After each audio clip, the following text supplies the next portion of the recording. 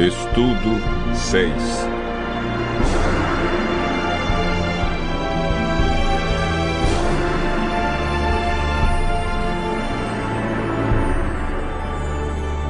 Sinais da vinda de Cristo.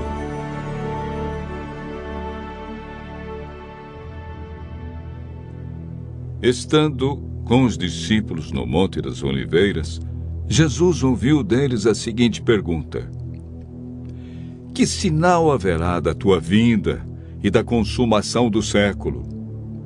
O mestre, então, enumerou vários sinais indicadores do seu retorno à terra. Alguns sinais destes apresentados tiveram cumprimento inicialmente em Jerusalém e serviram como maquete ilustrativa dos acontecimentos do fim. Outros sinais, porém, estão se cumprindo agora, em nossos dias. Todos os dias lemos e ouvimos nos jornais, rádio e televisão inúmeros acontecimentos. São várias as tragédias: terremotos, chacinas, roubo, enganos, crianças abandonadas, doenças, fome, guerras. O que diz a Bíblia sobre esses acontecimentos?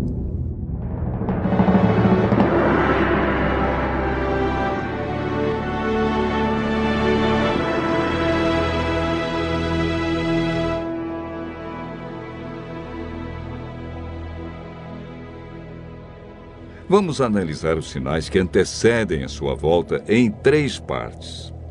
Primeiro, os sinais no mundo social. Segundo, sinais no mundo natural. E, por último, sinais no mundo religioso. Os sinais no mundo social estão descritos em Mateus 24, versos 6, 7 e 10.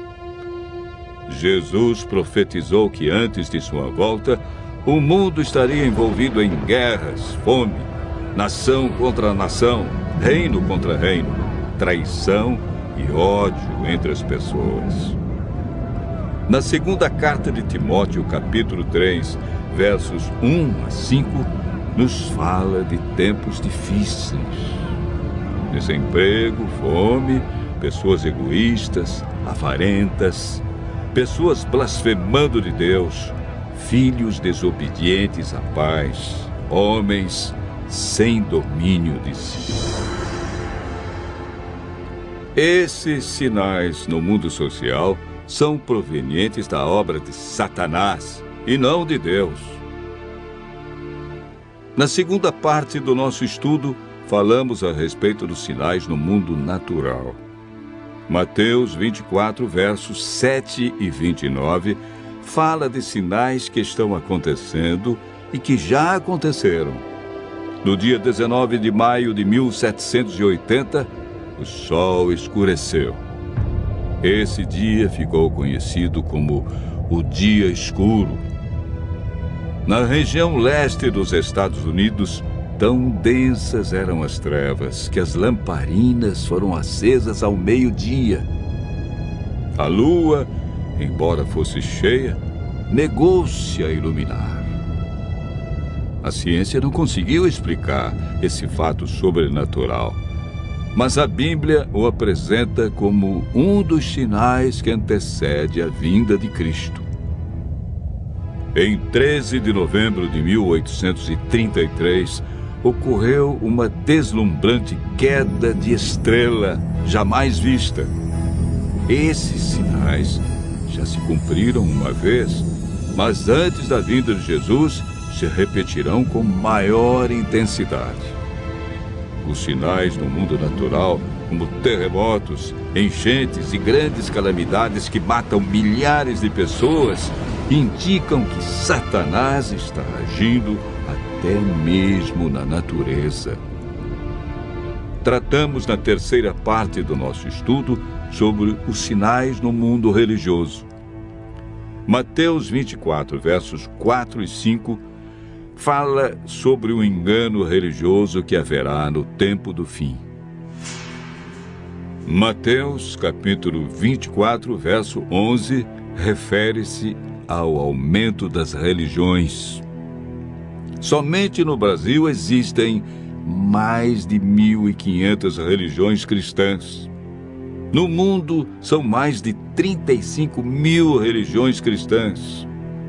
Jesus afirmou também que antes de sua vinda, os falsos cristos e falsos profetas operariam sinais e prodígios. Mas o que fazer diante de tantas religiões? O conselho de Jesus é claro. Ele diz: acautelai-vos para que ninguém vos engane, porque muitos virão em meu nome e enganarão a muitos. Segundo Pedro 2, versos 1 a 3, fala da atitude de líderes religiosos que são movidos pela ambição e acabam usando a religião, a Bíblia, milagres e o nome de Deus para explorar as pessoas que os procuram em busca de curas, sinais e prodígios. Outro sinal no mundo religioso é encontrado em Mateus 24, verso 14. Apresenta o sinal de Deus que indica que o fim realmente chegou. Esse sinal é a pregação do Evangelho do Reino em todo o mundo. O apóstolo Paulo nos fala em Gálatas, capítulo 1, verso 6, de um outro evangelho que parece ser bíblico, mas não é. Esse evangelho é o falso evangelho de Satanás, pois este sabe que pouco tempo lhe resta e está empenhado em difundir os seus terríveis enganos. O que devemos fazer para não sermos enganados diante de tantas religiões?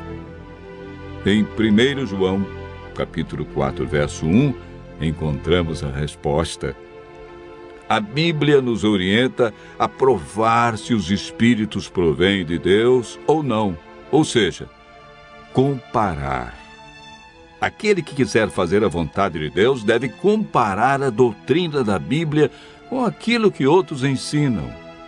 Por que Deus manda provar? De acordo com Mateus 7, verso 15, o engano vem parecendo verdade.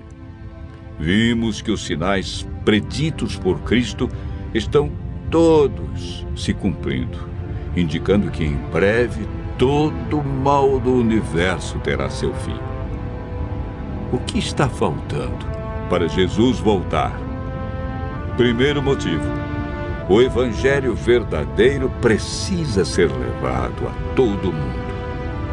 Segundo, Jesus está a cada dia dando mais oportunidades. Ele é paciente e espera uma decisão de cada um de nós ao lado da verdade. Lucas 21, verso 28, declara que, ao começarem estas coisas a suceder, exultai e erguei a vossa cabeça, porque a vossa redenção se aproxima. Continue ouvindo a voz de Deus. Em breve, vamos contemplar Jesus vindo sobre as nuvens do céu com poder e grande glória.